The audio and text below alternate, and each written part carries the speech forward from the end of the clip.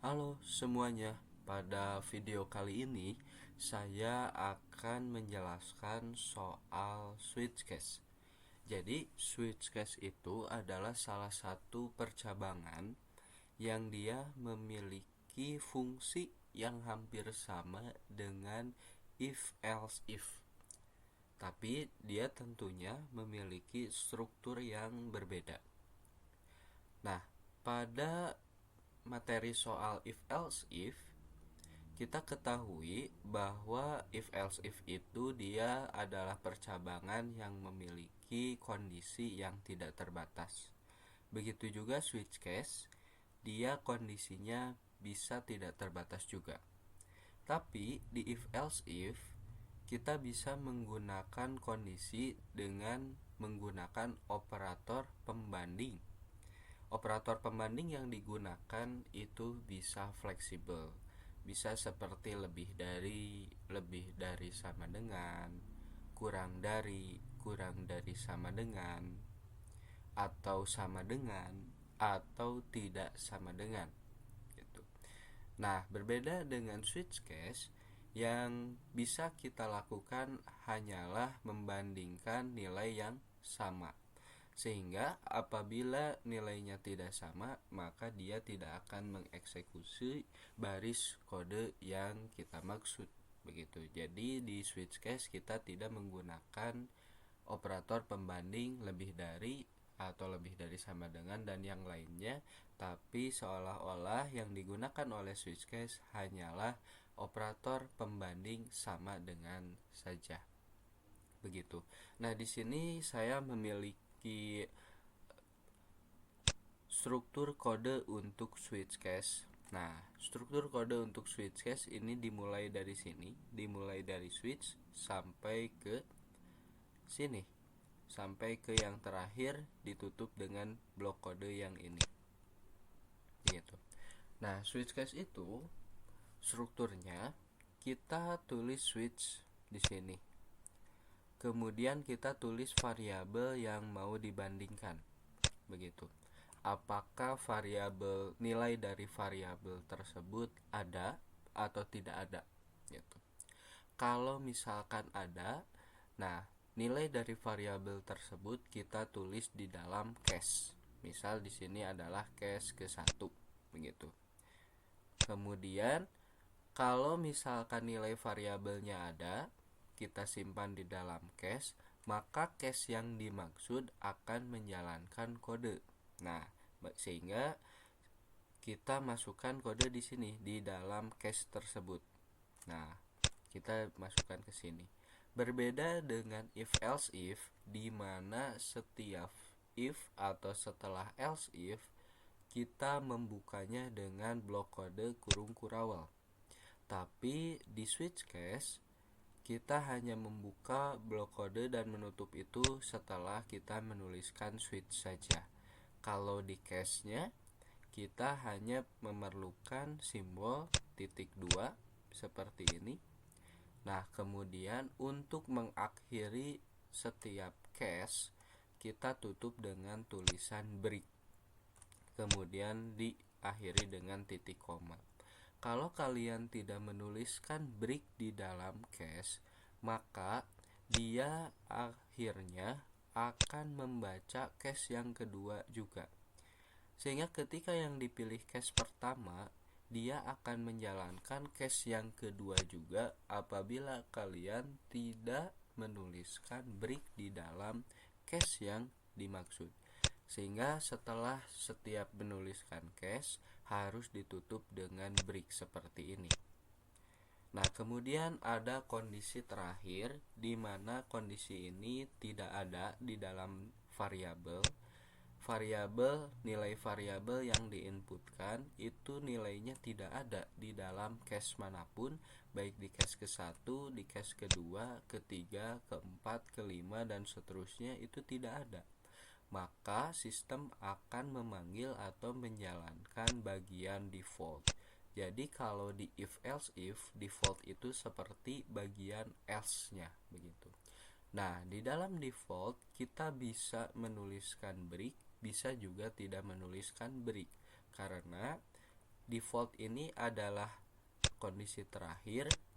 Jadi, walaupun tidak ada break, maka dia akan tetap hanya menjalankan bagian defaultnya saja begitu, karena si default ini dia ditulis di akhir begitu. Nah, untuk mengetahui soal switch case ini mungkin kita langsung saja pada prakteknya. Di sini saya sudah menyiapkan program untuk mengidentifikasi apakah user itu dia 17 tahun ke atas atau lebih tidak, begitu berdasarkan apa yang jawaban dari si usernya begitu. Apakah jawaban dia iya, lebih dari 17 tahun ke atas atau lebih, ataukah jawaban dia tidak lebih dari 17 tahun ke atas atau lebih, sehingga setiap jawaban memiliki notifikasi tertentu. Di sini saya siapkan satu variabel namanya pilihan dengan tipe data string, kemudian tidak lupa dengan scannernya, dan di sini adalah satu pilihan, maksud saya satu cara begitu, agar user itu menjawab berdasarkan yang ditulis di sini, dia tulis iya atau dia tulis tidak begitu. Kemudian ini pertanyaannya, apakah kamu sudah 17 tahun atau lebih begitu. Kemudian apa yang diinputkan oleh user disimpan pada variabel pilihan begitu. Nah, untuk menuliskan switch case-nya, jadi di sini kita tulis switch seperti ini, kemudian variabelnya kita tulis dengan variabel yang mau diperbandingkan gitu. Jadi nama variabel yang mau kita cek gitu, mau kita cek apa yang diinputkan oleh usernya begitu, sehingga kita bisa menilai apakah variabel atau pilihan tersebut ada di dalam case-nya atau tidak. Contoh misal seperti ini. Nah, variabel ini kita tulis dengan nama variabelnya kan. Jadi kita tulis pilihan seperti ini di dalam sini, di dalam parameter switch-nya. Kemudian kita buka dengan blok kode gitu untuk membuka case-case yang ada begitu. Nah, di case pertama, karena tipe datanya string, maka kita memerlukan tanda kutip seperti ini begitu. Kalau misalkan tipe datanya integer, maka kita tidak memerlukan tanda kutip. Oke. Nah, di sini kita tulis ya, misalkan seperti ini. Kita tulis ya. Nah, jadi apabila user menginputkan ya, maka case ya ini yang akan dijalankan begitu. Nah, di sini kita masukkan kodenya, di sini masukkan apa? Misalkan saya masukkan teks saja. System out print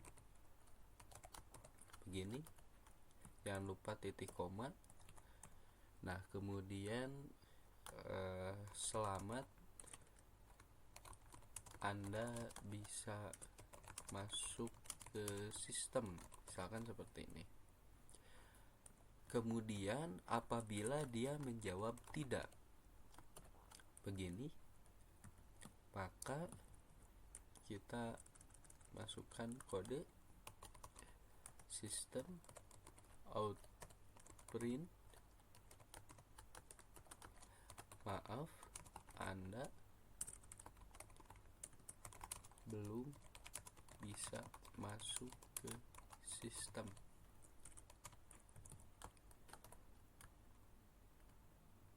Begini. Kemudian nah, setelah itu kita tulis default di sini. Kalau untuk default kita tidak perlu menuliskan kondisi atau teks atau angka apapun begitu ya. Jadi kita tinggal tulis saja default.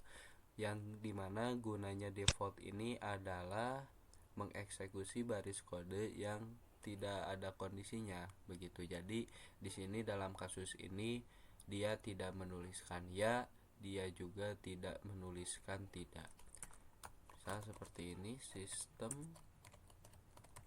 out print. Nah, di sini jawaban Anda salah, misalkan jawaban Anda tidak tersedia, misalkan seperti ini. Ya, ini maaf ya harusnya.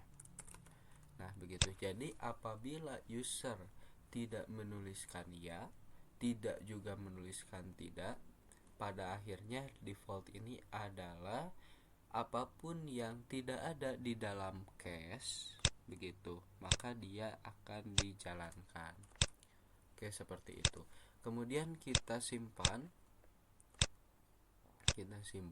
dan mari kita jalankan di command prompt kita. Oke, misalkan kita compile dulu ya. Javage memilih ya. Begini, tunggu sebentar. Kita compile dulu.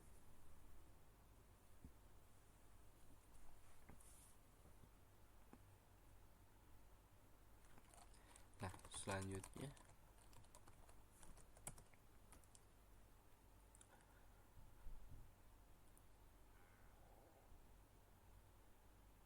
oke.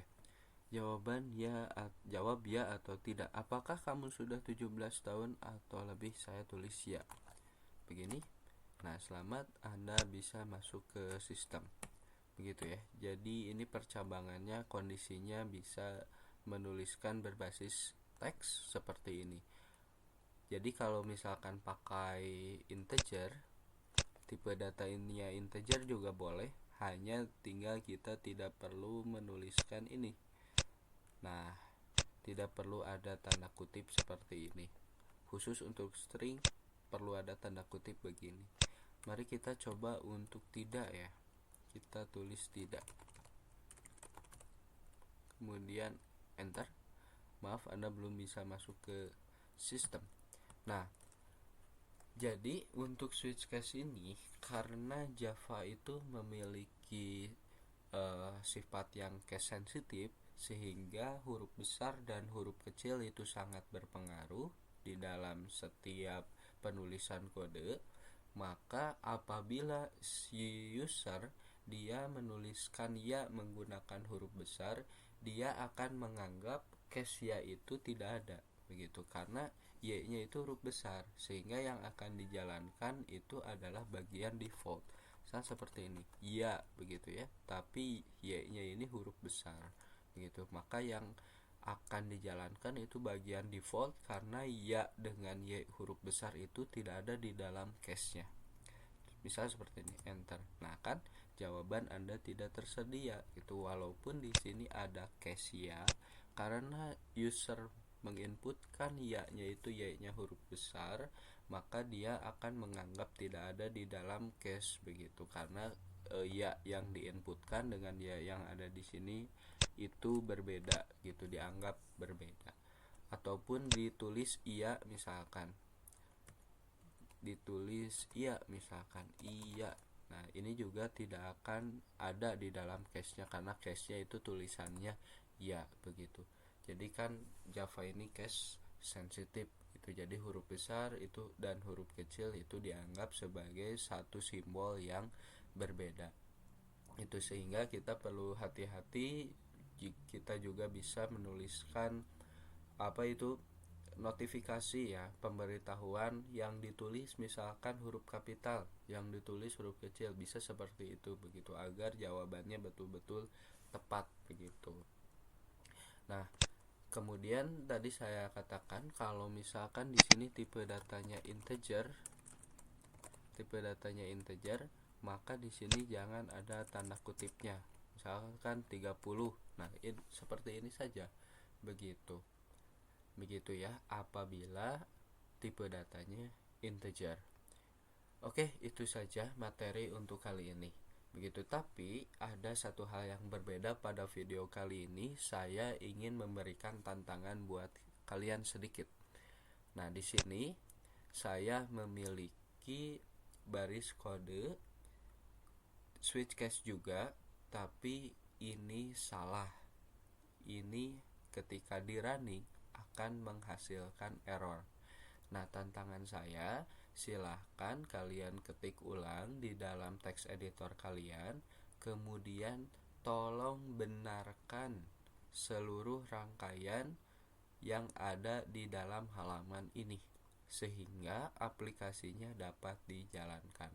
Begitu ya. Jadi silahkan kalian cek letak kesalahannya ada di mana, apakah ada simbol yang kurang, ataukah ada simbol yang lebih, ataukah ada salah penulisan simbol.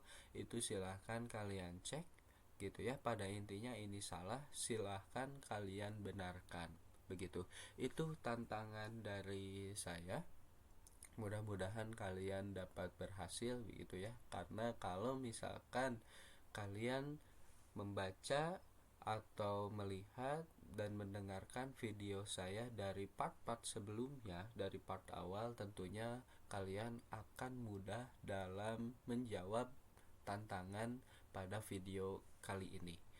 Baik, itu saja untuk video kali ini. Terima kasih atas perhatian kalian semua. Mudah-mudahan materi switch case ini dapat bermanfaat buat kalian dan dapat mudah dimengerti penjelasan saya ini.